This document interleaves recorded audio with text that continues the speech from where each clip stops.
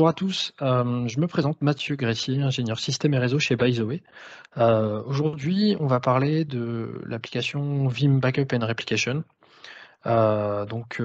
C'est une application qui permet, comme son nom l'indique, de sauvegarder, de restaurer, également de faire de la réplication. Aujourd'hui, on va parler, du côté, restauration, donc c'est-à-dire qu'on va considérer que notre sauvegarde est déjà réalisée. Les configurations sont déjà faites, la programmation est déjà réalisée pour la sauvegarde, et on va vouloir, restaurer une machine virtuelle. Par contre, avec la fonction Secure Restore, qui va nous permettre de scanner la machine virtuelle avant restauration, enfin avant de la remettre en ligne, pour être sûr qu'elle ne contient pas de malware, de virus, histoire de ne pas mettre en danger, l'infrastructure. On va passer donc à la démo.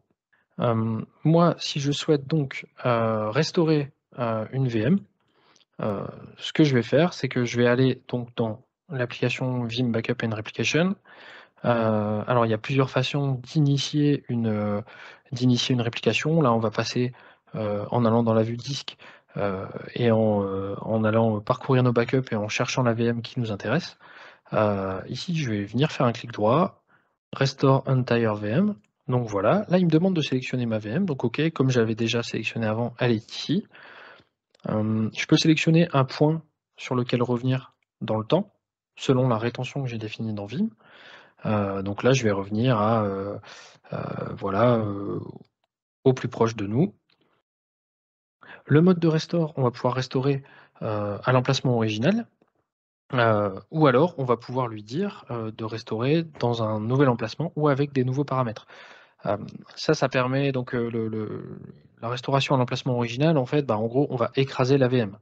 On n'aura pas forcément beaucoup d'étapes à suivre, mais la VM sera écrasée. Imaginons qu'on veuille garder la VM, la VM d'origine en tout cas, qui serait, potentiellement vérolée ou plantée ou quelque chose comme ça.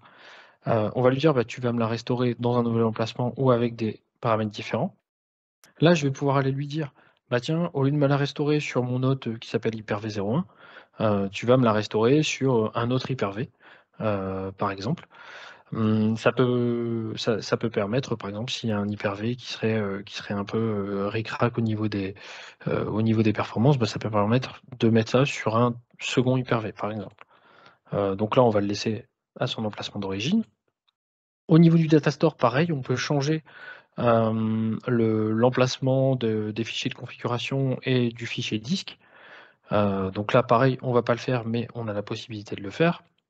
On peut aussi sélectionner une autre carte réseau au niveau network, c'est-à-dire que si on restaure, par exemple, sur un second Hyper-V qui a une carte réseau qui est configurée exactement comme celle de l'Hyper-V d'origine, mais que, elle porte un autre nom, bah, on peut lui remapper, cette carte réseau-là. Donc voilà. Au niveau du nom, là, je vais pas le changer. On va écraser, c'est pas grave. Je vais pas le changer, mais on peut changer. On peut lui mettre underscore restore après son nom, par exemple. Voilà, underscore restored. Donc là, je vais pas le faire. Et donc au niveau du secure restore, comment ça se passe? Bah, je coche secure restore.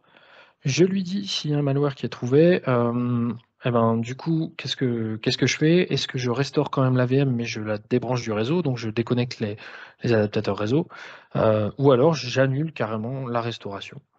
Du coup, ça, si on a un petit doute sur la VM, bah, ça peut être utile. Il faut savoir qu'il y a plusieurs, antivirus qui sont supportés, dont Windows Defender, qui est présent sur pas mal enfin, sur toutes les machines Windows en tout cas. Il y a aussi d'autres antivirus qui sont supportés et si c'est pas supporté, il y a un fichier XML qui est à personnaliser. Ça, on peut très bien le faire avec le support de l'éditeur, de l'antivirus.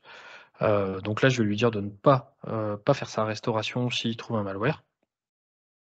Je vais lui donner une raison pour ma restauration, ça juste à des fins de log et donc quand je fais next, il va tout me vérifier. Là, j'ai pas renommé la VM, donc il me dit, que l'objet existant va être supprimé de l'infrastructure. Donc attention, voilà, c'est cette VM-là qui est concernée et cetera. Donc moi, je sais que j'ai pas changé le nom, donc OK. Je peux lui dire d'allumer la machine virtuelle après la restauration. Là, moi, je vais pas le faire, surtout que j'ai envie de scanner la machine avant de faire mon retour en ligne, donc je préfère avoir la main là-dessus, donc je vais pas le cocher. Mais s'il y a besoin, si on a une pleine confiance en la machine, voilà, on peut cliquer là et au moins on a juste à lancer la restauration et on s'occupe plus de rien. Et donc là, je clique sur Finish et ma restauration se lance. S'il y a un malware qui a été trouvé, bah, du coup, il annulera la restauration et sinon, et ben, voilà, il va finir sa restauration. J'aurai plus qu'à rallumer ma VM dans mon vCenter. Voilà, donc si vous souhaitez avoir plus de renseignements, n'hésitez pas à visiter notre site www.bytheway.fr.